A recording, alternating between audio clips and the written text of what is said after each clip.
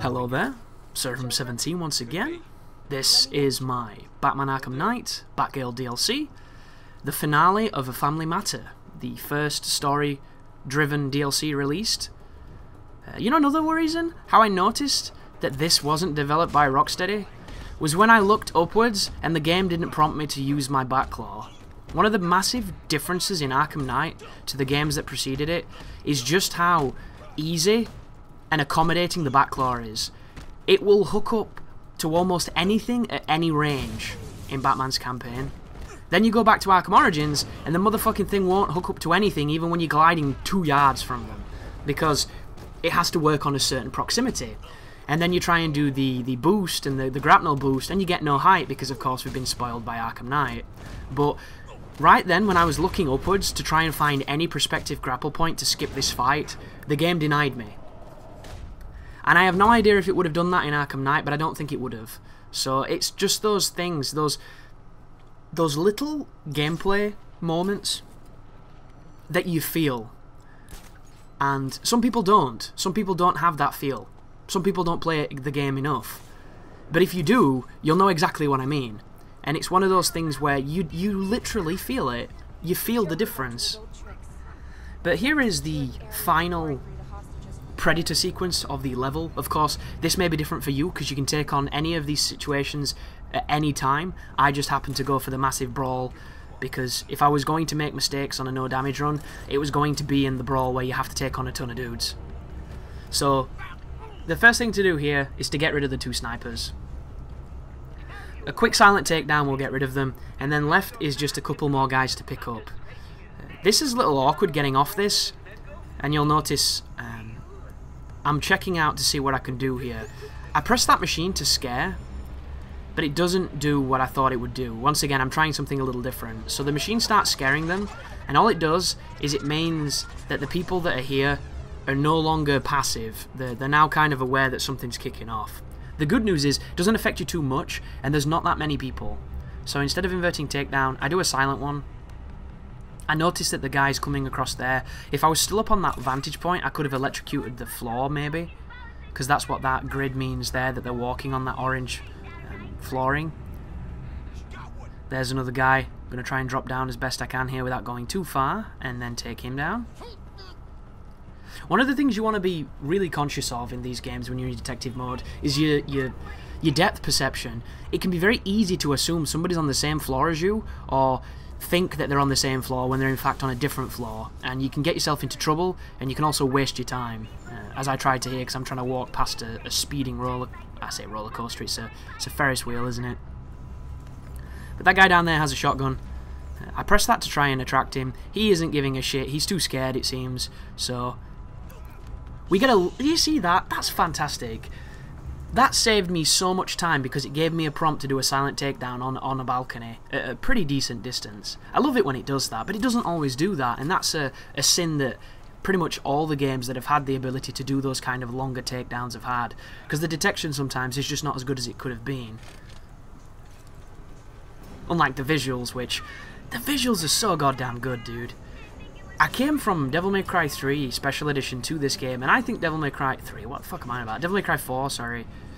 So I came from my live playthrough of that to record this and play this, and it's just such a night and day experience, and that game is a nice looking game. It doesn't look as good as what it does on PC, because the version that I have on PC looks amazing, and it runs considerably better too, but this game just looks so good, and it makes me sad that they fucked the PC port up so much, because there's people who are still waiting to play the game, and they're selling DLC. I think that's really insulting, and I know it's not the devs' fault, it's the people who ported the PC version, and it's Warner Brothers for being complicit in it, but it must leave a bitter taste in your mouth if you want to play this great game, and I know it would me, because as I keep mentioning, I was really jonesing for more Batman, and it sucks as well because the videos for the Arkham Knight walkthrough have not really performed that well at all. It's like people don't really give a shit. The game's not that hard, and people are probably looking elsewhere for playthroughs and all that kind of stuff.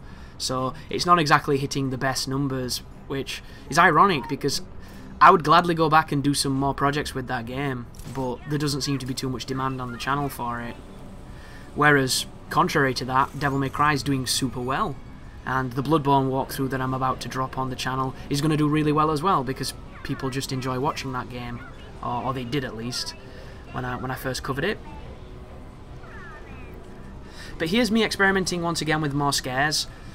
There is an ulterior motive here. I'm trying to work towards an achievement which I actually get in this video, so I'm going to apologise for the notification popping. I had no idea how close I was, and I didn't realise it covered between playthroughs. So if you're having trouble getting it, just do a second playthrough and you'll get it in no time, it seems. But here is the Fear Takedown, which I think looks really cool. I love it how she does the backdrops. Like, for some of the animations that I don't like, that Barbara does, there are some that I really like. She has some cool moves. I just wish it was developed by a different studio is all. And I don't want to sell Montreal short, or Warner Brothers Montreal, because I do think that they've done a good job here. It's just all the issues I had with their systems previously are present again, and they haven't seemed to address them, and I think it's a bit of a shame.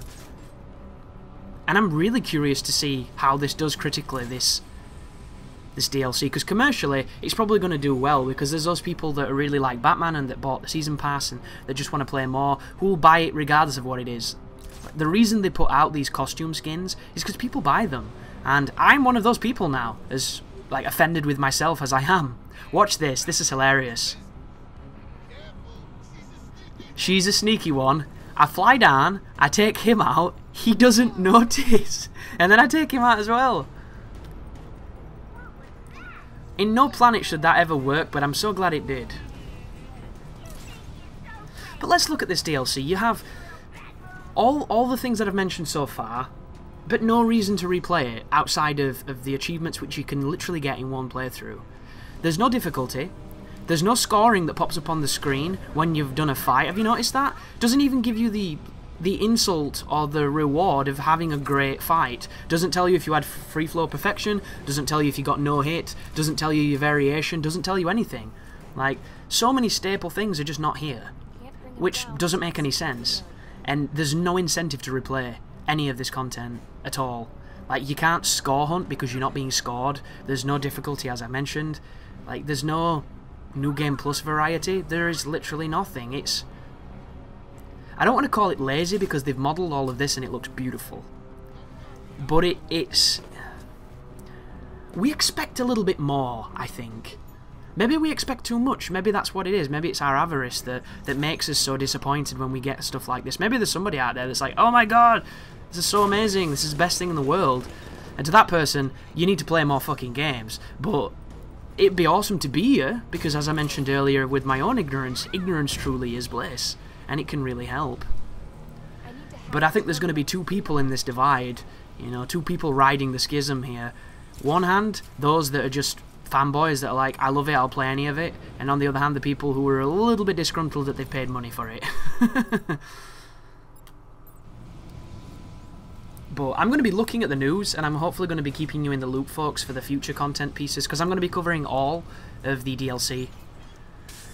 And I'm hoping it's a collaboration between both Rocksteady and Warner. I hope they leapfrog on production of each of them, because if they don't, you're probably going to have a highly disappointed commentary on the future pieces, which would suck. I do love the atmospherics and the weather effects here. But stop the Ferris wheel and get him out, and then spin it the other way and get the other guy out. When I was first twirling this, I thought you had to stop it where that bomb was, and I thought you had to do something with the bomb, maybe defuse it. But it turned out to be a little bit less interesting than that. And for some reason, you cannot climb the Ferris wheel either. Doesn't let you. Additionally to this, I'm probably going to make a collectible video, because it's really easy to do. And it's one of those things where I got all the collectibles in about 10 minutes, and then the final collectible I was missing took me 10 minutes to find, because it was one of those really anal things. So hopefully if I can alleviate some people's stress, it might be worthwhile making it now I know where they all are. And I'm probably going to show you the secret mission as well, where you uncover the truth behind this amusement park. The only thing I haven't figured out so far is you can go through a grate in this, and there's the starfish with an eye on its tummy. And you can't seem to do anything with it. And I assume it's some Easter egg from some other property, like a DC comic or some kind of supervillain. But I have no idea. It was just really weird. It looked like some kind of twisted Pokemon. But because we're coming up on the end and the only thing left to do is beat Joker and Harley Quinn, I decided to do the fight outside the door. You can completely skip this, guys. You don't have to if you don't want to. It's up to you. But it's very simple stuff. There's no shields. I don't think there's any knives. There's no electricity to worry about. You can do some environmental stuff, which is always fun to see. I love that new addition, but it must be said, there's what, 3 different animations? There's the... oh no, sorry, there's the ground one, which is 4, but that's very rare. The electricity one. And then there's the fencing that can be electrocuted that Barbara does at the end of the game. So there's give or take about 5 different animations, but you only seem to run into the lights, the stuff on the ground, and the electrical panels on the wall. Like, I'm the type of person... I wish there was 50. I wish every single area had a unique one, because that's the type of shit that I think is super cool, and that's the kind of attention to detail that these games really deserve, because look how goddamn gorgeous they are. But once you drop down here, there is a doorway. The doorway is going to lead you into a one-time area where you're going to fight the boss. But to get there, we have to do a little bit of environmental puzzle solving. So I'm surprised there wasn't more of this, because one of the things I noticed when I did go back to Origins is there's a hell of a lot more traversal stuff than there was in Arkham Knight. Arkham City had quite a lot, Arkham Asylum also had a lot, but they seem to have dropped it in the most recent one in favour of probably the Batmobile, which... I'm not really going to get into that because you either like the Batmobile or you don't, and it's one of those kind of divisive areas.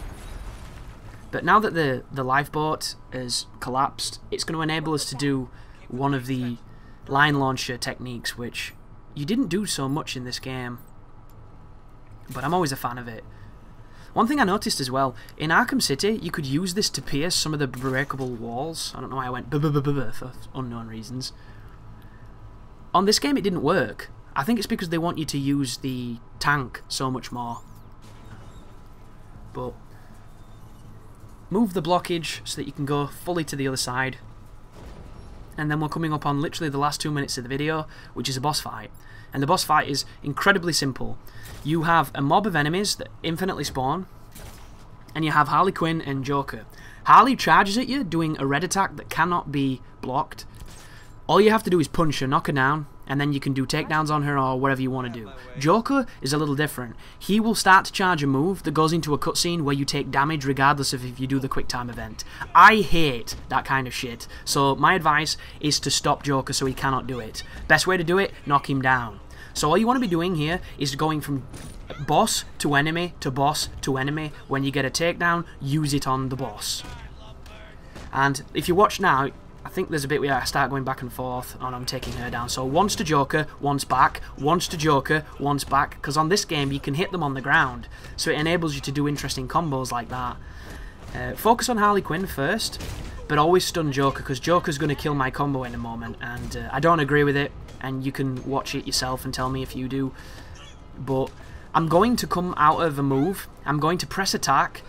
I have a really high combo, and for some reason Batgirl does a punch as if she has no momentum. It kills my combo, and it made me kind of pissed off. But quick time event, take him out, and then proceed onwards. So knock him down, knock somebody else up, attack Harley, bounce back. So that was it. You see it? I come out of the takedown, I press towards Joker, I press punch, she does a punch, I drop my combo, and yeah, sad face. But I just don't understand how that can work like that. There are so many targets in this room, yet it didn't lock onto any of them, and it didn't do the homing properties that it's supposed to do. You know, the thing where the combat is the combat and how it works didn't work, which is kind of upsetting. But also this is quite fun. I do like the quick time event. It would be nice if there was more than one, because you see it quite a lot, especially if he grabs you because you do the same one and you just take damage. But this is it, guys. This is the end of the DLC. I'd love to tell you I'm not disappointed. Anybody who's listened to this knows I'm disappointed. But who knows? I'm optimistic that the next one will be better. And hopefully I'll be proven right. But that is the end, guys. Thank you for watching. You take care now.